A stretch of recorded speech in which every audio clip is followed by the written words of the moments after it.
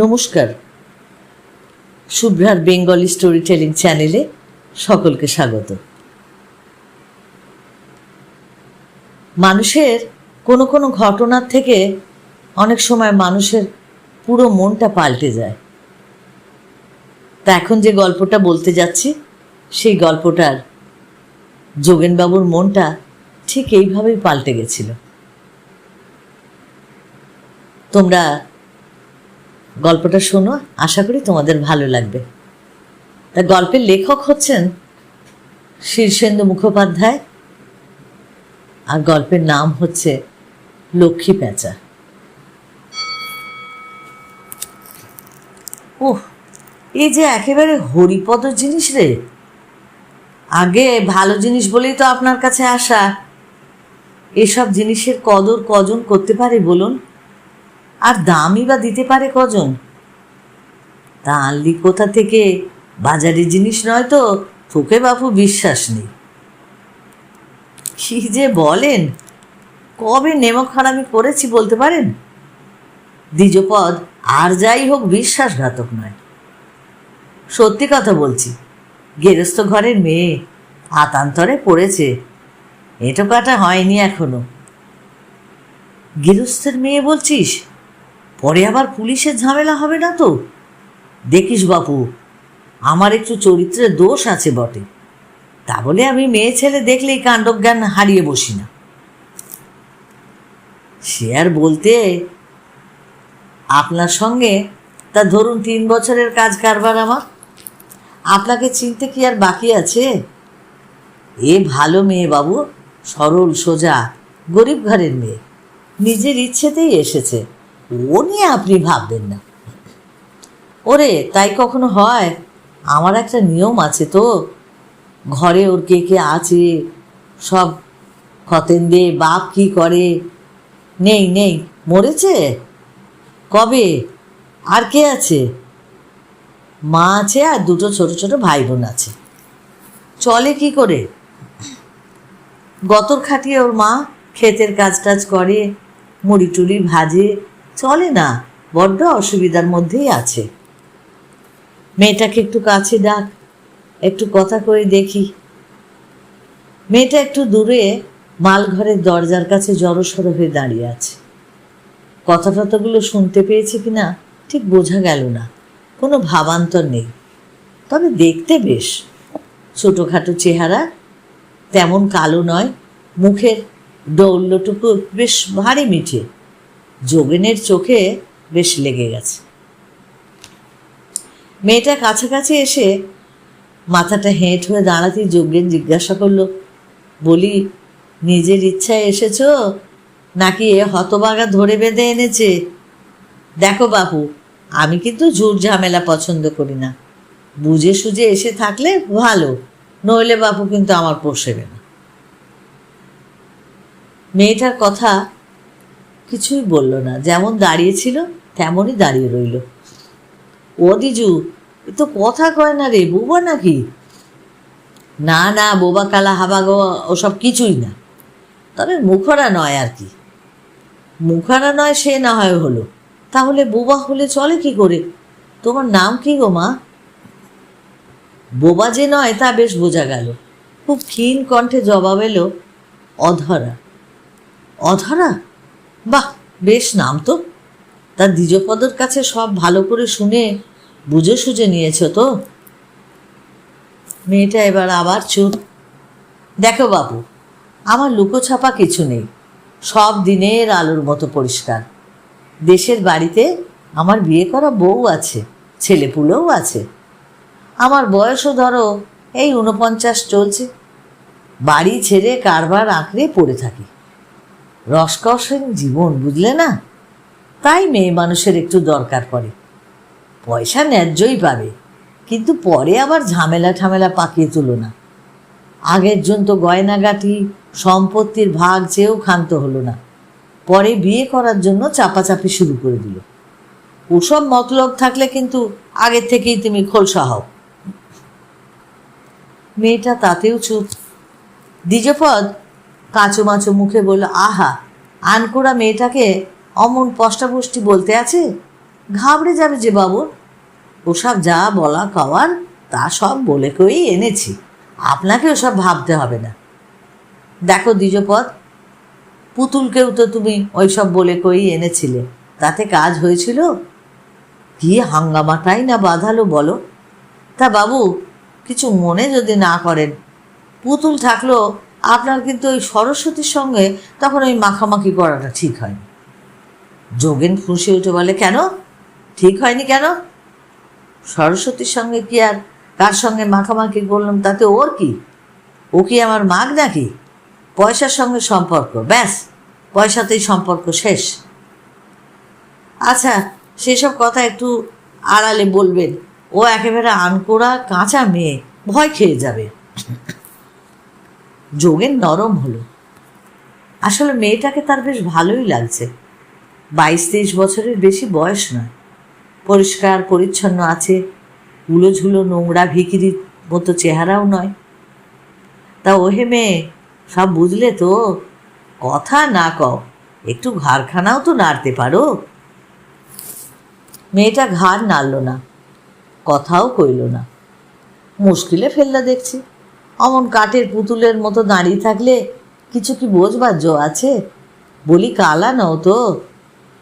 দ্বিজপদ বলে, না না, কালা নয়, ওই যে বললু একটু লাজুক আছে, মনটাও ভালো নেই, এই প্রথম বাড়ির বাইরে আসা না। একটা শ্বাস ফেলে যোগেন বলল, সঙ্গে জিনিসপত্র কিছু আছে, শাড়ি ছায়াটা? দ্বিজপদ শশব ব্যস্ত বলে, না না, ওসব থাকবে কোত্থেকে, যা পরনে দেখছেন ওটাই সম্বল। যোগেন একটু হাসল। ওহে দ্বিজপদ, এত বড় কারবারটা যে চালাই, তাতে তো একটু বুদ্ধির দরকার হয়। এর আগে তুই আরও দুজন এনেছিলি, তাদেরও ওই পরনেরটুকু ছাড়া আর কিছু ছিল না। ওসব কি আর আমি বুঝি না? শুরুতেই আদায় উসুল করতে লেগে পড়া। হ্যাঁ, কী যে বলেন বাবু, ঠিকই বলি। ওহে মেয়ে, যাও, ওই পিছন দিকে গুদাম ঘরের লাগোয়া ডান হাতি একখানা ঘর পাবে, সেখানে গিয়ে বসো। মেয়েটা ভারী সংকোচের সঙ্গে পায়ে পায়ে চলে গেল। যোগেন মুখ তুলে বলে, বন্দোবস্ত কীরকম? আগে ওই যা দেন তাই দেবেন আর কি, মাসে 1000 টাকা আর খাওয়া পড়া, বাড়তি শুধু 10,000 টাকা। আঁতকে উঠে যোগেন বলে, তার মানে? দ্বিজপদ কাঁচুমাচু হয়ে বলে, বললুম না, ওরা বড় বিপাকে পড়েছে, কিছু জমি বাঁধা পড়ে আছে, ছাড়াতে হলে 10,000 টাকা না হলে নয়, ওর মা তাই জন্য চেয়েছে। বলি, টাকা কি গাছে ফলে রে দ্বিজপদ? বাবু, মেয়ে মানুষের রেট কি এক জায়গায় বসে আছে? তাছাড়া দেখছেন তো জিনিসটা একেবারে হরিপদ। তা হরিপদ জিনিসের জন্য দরটাও তো হরিপদই হবে নাকি? পাগল হলি নাকি? 10,000 টাকা মুখের কথায় ফেলে দেবো আমি সে বান্দা নই। তা হলে হলো না বাবু, ওর মা পরিষ্কার জানিয়ে দিয়েছে, মেয়েকে এসব নোংরামির মধ্যে নামানোর তার মোটেও ইচ্ছা নেই, পেটের দায়ে রাজি হয়েছে। ওই 10,000 টাকা পুরোপুরি চাই, নইলে মেয়ে ফেরত নিয়ে সে চলে যেতে বলেছে। যোগেন কেমন যেন কাহিল হয়ে পড়ল, মিনমিন করে বলল, না, এটা বড় বাড়াবাড়ি হয়ে যাচ্ছে। আগে সে আপনি যা মনে করেন, বাড়াবাড়ি মনে করলে ও মেয়ের দায় আপনাকে ঘাড়ে নিতে হবে না। মেলা লোক গেঁজে হাতে করে সব বসে আছে। ও, খুব যে চ্যাটাং চ্যাটাং কথা হচ্ছে, বলি এ তল্লাটে খপাত করে 10,000 টাকা ফেলার লোক তুই পাবি? হাসালেন বাবু, আপনি তো মানধাতার আমলে পড়ে আছেন দেখছি। তার মানে? সাহাগঞ্জ কি আর আগের মতো আছে? দুটো কোল্ড স্টোরেজ, 5খানা চাল কল, 3টে পাউরুটির কারখানা, 7টা লেদ মেশিন, 7টা পোলট্রি, হাইওয়েতে পূব পশ্চিমে দুটো পেট্রোল পাম্প। পয়সাওয়ালা লোকের অভাব বলে আপনার মনে হয়? যোগেন বৃথা একটু তড়পাল। ওরে চিনি তোর পয়সাওয়ালাদের, ওই তো মদন গোছাই, হরেন মণ্ডল, চিনি ঘোষ আর সুধীর পুতুতুন্ডু, এই তো 10,000 টাকা ফেলতে কাত হয়ে যাবে তারা। কিন্তু অধরার মা যেন একটা আদলাও কম নেবে না বাবু, তাহলে মেয়েটাকে ডাকুন, বেলাবেলি তাকে বাড়ি পৌঁছে দিয়ে আসি। যোগেন একটু বিপাকে পড়ল। সারা দিন হাড় ভাঙা কাটুনির পর রাতটা সে একটু ভোগ সুখে কাটাতে চায়। বহুকালের অভ্যেস, বরাবর তার রাখা মেয়ে মানুষ ছিল, এমন কিছু লুকোনো চুরোনো ব্যাপার নয়। পুতুল বেশ মেয়ে ছিল। সে বিদেয় হওয়ার পর হাড় হাবাদে জুটল একটা, তার নাম লক্ষ্মী। সেটা চুরি করতো খুব। তাকে তাড়ানোর পর এখন বড্ড ফাঁকা যাচ্ছে। দেখো দ্বিজপদ, পরে যদি টের পাই যে লাইনের মেয়ে গচিয়ে গেছিস, তাহলে কিন্তু ভালো হবে না। ওই যে বললাম বাবু, দ্বিজপদ আর যাই হোক নেমো খারাপ নয়। চাই তো ওর গায়ে গিয়ে তল্লাশ নিয়ে আসতে পারে। বেশি দূরেও না, রেল রাস্তা পার হয়ে মেটে পথ ধরলে 2 ক্রোশ দূরে বিষ্ণুপুর। ক্ষেতের ওপর দিয়ে রাস্তা, সাইকেল, ভ্যান, অ্যাম্বাসাডার সব যেতে পারি। 10,000 টাকা না হয় দিলুম, তারপর যদি মেয়েটা বিগড়োয় বা পালায়। ভালো করে তো বুঝেই উঠতে পারলাম না এখনো। বিগড়োবার মেয়ে নয়, স্বভাব ভারী ভালো, পালানোর কথা ওঠে না। আর পালালে তো আমি আছি। সব দিক বিবেচনা না করে কাজ আমি করি না, তুই তো জানিস। তার বলতে, তবে টাকাটা আজই গিয়ে হাসি মাসির হাতে দিতে হবে, তার বড় ঠেকা। কালকে আসিস? না বাবু, আজই। আপনার কারবার নগদে চলে আমি জানি। টাকাটা ফেলুন, আমি চলে যাই। বিষ্ণুপুর ঘুরে ফিরতে রাত হয়ে যাবে আমার। বেজার মুখে উঠল যোগেন। আলমারি খুলে টাকাটা দিয়ে দিল। আহাম্মকি হলো বোধহয়। মেয়েটার মুখখানা বড় ভালো লেগে গেল যে। টুলটুলে মুখ, ভারী মিষ্টি। যার সময় দ্বিজপদ বলে গেল, বাবু একেবারে কুমারী মেয়ে, ঘরও ভালো, পেটের দায়ে নানা ধান্দাবাজি করে বেড়ায়। নরকবাস আমার কপালে আছে। কিন্তু এই কথাটা বিশ্বাস করবেন, এই 10,000 টাকা আপনার জলে ফেলা হচ্ছে না। বেলা 4টের পর মাল ঘর খোলে, তখন খদ্দেরের ভিড় লেগে যায়। বস্তা বস্তা ভুসি মাল, চটের বস্তা, দড়ি এসব বোঝাই হয় লরি, টেম্পো আর ভ্যানে। যোগেনের তখন দম ফেলার সময় থাকে না। মেয়েটাকে একটু বাজিয়ে দেখার ইচ্ছে ছিল, তা সেটা রাত 8টা অবধি হয়ে উঠল না। খাজাঞ্চি আর সে মিলে রাত 8টা নাগাদ যখন হিসেব নিকেশ করে উঠল, তখন দেখলো আজকের আদায় উসুল বড্ডই যেন ভালো, মালও গেছে প্রচুর। এত বড় মালঘর ফাঁকা হয়ে যেন হাঁ হাঁ করছে। খাজাঞ্চি বলল, উফ, আজ বিক্রিটাও হয়েছে বটে। তাই দেখছি। কত হলো বলো তো? 52,000 টাকার বেশি। সব নগদ আদায়, মাত্র 4 জন খাতা লিখিয়েছে। তা সেখানেও না হোক আরও 10-12,000 টাকা হবে। হ্যাঁ হ্যাঁ, বড্ড ভালো। খাজাঞ্চি বিদেয় হলে সদর দরজা বন্ধ করে মালঘরের পেছনে নিজের ঘরখানায় এসে জামা টামা ছাড়ল। যোগেন আশ্বিন মাসেও আজ ঘাম হচ্ছে। টাকার গরম তো হবেই। পুজোর আগের বিক্রি বাটা ভালোই হয়, কিন্তু এত ভালো নয় তা বলে। যোগেন হিসেব দেখে অনুমান করলো কম করে আজ তার 15,000 টাকা তো থাকবেই। দিনের 15,000 টাকা রোজগারটা যদি বজায় থাকে, তাহলে আর ভাবতে হবে না। 2টো মেয়ের বিয়ে লাগিয়ে দেবে, আর সনাতন মৌরির সম্পত্তিটাও খরিদ করতে পারবে। বায়না করে রেখেছে মাস 2 হলো, আরও কিছু শখ আহ্লাদ আছে, আর সেসব হবে খন। যোগেন মালঘরেই থাকে। পেছনের দিকটায় গোটা 2 খুপড়ি বানিয়ে ফেলেছে। রান্নাঘর, টিউবওয়েল, পায়খানা সব আছে। এখানে থাকায় মালঘরে পাহারাও হয়, আর ব্যবসাটার সঙ্গে নিজেকে সেটে রাখতেও খুব সুবিধা হয়। হাত মুখ ধুয়ে এসে ঘরে রাখা সিংহাসনে গুচ্ছের ঠাকুর দেবতাকে আজ খুব পেন্নাম ঠুকল সে। দিনটা তার বড্ড পয়া। প্রণাম করে ওঠার সময় মাথায় বজ্রাঘাতের মতো মেয়েটার কথা মনে পড়ল। তাই তো, আশ্চর্য, কাজকর্মে মেয়েটার কথা তো মনেই ছিল না। সারা শব্দও তো পাওয়া যাচ্ছে না। তাহলে কি পালালো? ওরে বাস, 10,000 টাকা গুনে দিয়েছে যে। একটু আগে দ্বিজপদ কি তাড়াতাড়ি উঠে সে ওপাশের ঘরটায় ঢুকে দেখল না, পালায়নি। চৌকিতে পাতা বিছানায় পড়ে নিঃসারে ঘুমোচ্ছে। 2টো পা চৌকির বাইরে ঝুলে আছে, আর জানলা দিয়ে আসা পূর্ণিমার দুধের মতো চাঁদের আলোয় বিছানাটা ভেসে যাচ্ছে। আর মুখখানা যেন খুব ফুটে রয়েছে জ্যোৎস্নায়। দাঁড়িয়ে দেখছিল যোগেন, এ কে, এ আসলে কে? অমন মুখ, অমন পায়ের গড়ন, অমন চমৎকার চুলের ঢল, এ কি রাখা মেয়ে মানুষের রূপ? মাথায় ফের একটা বজ্রাঘাত। সর্বনাশ! এ এলো আর সঙ্গে সঙ্গে তার বিক্রি বাটা চৌগুণ উঠে বেড়ে গেল। কি করে হয়? হ্যাঁ, কি করে? ধুন ধুন করে একটা পেঁচা ডাকছিল বাইরে। রোজই ডাকে, রাতের বেলাতে তাদের কাজকর্ম কি না? কিন্তু হঠাৎ সেই পেঁচার ডাকটা কানে বড় লাগলো যোগেনের। পেঁচাটা কি কোনো সংকেত দিচ্ছে তাকে? কিছু বলছে? পা টিপে টিপে ঘর থেকে বেরিয়ে আসছিল যোগেন। দরজার কাছে উপুর করে রাখা লোহার বালতিটায় পা লেগে হঠাৎ করে একটা শব্দ হলো। সঙ্গে সঙ্গে মেয়েটা চমকে জেগে উঠল। জ্যোৎস্নায় সব দেখা যাচ্ছে। মেয়েটা চোখ চেয়ে অবাক হয়ে চারিদিক দেখছে। তারপর তাকে দেখে ধড়মড়িয়ে উঠে বসলো। অপরাধীর গলায় বলল, আমি ঘুমিয়ে পড়েছিলাম।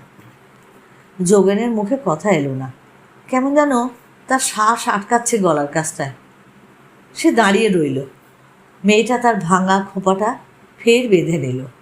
তারপর যোগেনের দিকে চেয়ে মিষ্টি গলায় বলল, এখানে কি টিপকল আছে? আছে বই কি, এই তো পেছন দিকটায় উঠোন, এসো পাম্প করে দিচ্ছি। বুকটা বড় ধকধক করছে যোগেনের, বড় ভয় ভয় করছে, বড় অদ্ভুত লাগছে। মেয়েটা আঁচলা করে জল খেলো, চোখে মুখে জলের ঝাপটা দিল। তারপর বড় বড় দুটো চোখ তুলে তাকালো তার দিকে। ওই চোখে চোখ রাখে সাধ্যি কি যোগেনের? শরীরে যেন একটা কাঁপুনি দিল তার। মেয়েটা আঁচলে মুখ মুছতে মুছতে বলল, এই বুঝি ঘরদোর? যোগেনের কাঁপুনি থামছে না। বলল, হ্যাঁ। মেয়েটা একটা শ্বাস ফেলে বলল, এখানেই থাকতে হবে বুঝি আমাকে? যোগেনের মাথায় কথা আসছে না। সে আমতা আমতা করে বলল, তা ইচ্ছা হলে? আমার আবার ইচ্ছে অনিচ্ছে বলে কিছু আছে নাকি? নষ্ট হতে এসেছি, আমার ইচ্ছেই কি কিছু হবে? যোগেন হঠাৎ শুনতে পেল অশ্বত্থ গাছ থেকে পেঁচাটা যেন ডেকে উঠল। খুব ডাকছে, ভীষণ ডাকছে। ভয়টা যেন সমস্ত বুক আর মাথা গ্রাস করে নিল তার। শরীরের কাঁপুনিটা এমন বেড়ে গেল যেন মূর্ছা যাবে, কিন্তু মুখে কথা আসছে না। মেয়েটা জ্যোৎস্নায় ঊর্ধ্ব মুখে চেয়ে থেকে বলল, মা বেঁচে দিল আমাকে, আপনি কিনে নিলেন। আমি যেন একটা কি, এখনো বিশ্বাস হয় না। কখন নষ্ট করবেন আমাকে? এইবার যোগেনের মুখে কথা এলো। নষ্ট? নষ্ট হবে কেন? নষ্ট হওয়ার কথা নাকি তোমার? মেয়েটা ধীর মুখ নামিয়ে তার দিকে ফিরে বলল, তাই তো কথা। যোগেন পেঁচার ডানার শব্দ শুনতে পাচ্ছে। জ্যোৎস্নায় উড়ে বেড়াচ্ছে পাখিটা, তার ছায়া একবার যেন স্পর্শ করে গেল তাকে। শিউরে উঠল যোগেন। ছায়াটা ঘুরে বেড়াচ্ছে চারদিকে, সাবধান করছে তাকে, ভয় দেখাচ্ছে। না না, তোমার কোনো ভয় নেই। মেয়েটা অবাক করে হয়ে বলল, টাকা দিলেন যে? তাতে কি? মেয়েটা অবাক হয়ে বলল, আপনি যে বললেন আপনার একজন মেয়ে মানুষ না হলে চলে না। হ্যাঁ বলেছি, কথাটা ধরো না মা, বড় ভুল হয়ে গেছে। মেয়েটা অবাক হয়ে বলল, মা? মা বলে ডাকছেন আমাকে? যোগেন মাথা নেড়ে বলল, তাই তো ডাকলুম। ও মা, কেন? কি হচ্ছে তা বুঝতে পারল না যোগেনও। সে নয়, তার ভেতর থেকে যেন অন্য কেউ একটা কথা বলছে। থতমত খেয়ে সে বলল, মুখ থেকে বেরিয়ে গেল যে। মেয়েটা হেসে বলল, তা হলে কি হবে? কিছু হবে না মা, ঘরে এসো, কিছু খাও। খাবো? হ্যাঁ, আমার বড্ড খিদে পেয়েছে। তা খেলো মেয়েটা। ডাল ভাত তরকারি কি যত্ন করে ছোট ছোট গড়া সে খেলো, দেখে মুগ্ধ হয়ে গেল যোগেন। না, তার মনে আর কোনো ধান্দা নেই। সে যা বোঝার সে বুঝে গেছে। আমাকে কি দিয়ে আসবেন মায়ের কাছে? যোগেন গর্জন করে উঠল, বলল, পাগল? তাহলে? লক্ষ্মীকে হাতে পেলে ছাড়তে আছে? আমার একটা ছেলে আছে মা, ব্যবসা বাণিজ্যে মন নেই, তার লেখাপড়ায় মন। ছেলে বড় ভালো আমার, আমি তার সঙ্গে তোমার বিয়ে দেব। মেয়েটা লজ্জায় তার মাথাটা নিচু করে রইল। এই গল্পে এই একটা ঘটনার থেকে যোগেনের মনটা সম্পূর্ণ চেঞ্জ হয়ে গেল এবং সে সঙ্গে সঙ্গে তার ব্যবসা ভালো হয়েছে, লক্ষ্মীর প্যাঁচার ডাক, সব কিছুকে একত্র করে সে ভাবল যে নিশ্চয়ই মা লক্ষ্মী তার ঘরে এসেছে এবং সঙ্গে সঙ্গে সে তার নিজের যেই দুশ্চরিত্রের কথা ভুলে গিয়ে সে তখন ভাবলো এই মেয়েটাকে সে তার ঘরের ছেলের বউ করে ঘরের লক্ষ্মী করেই রাখবে।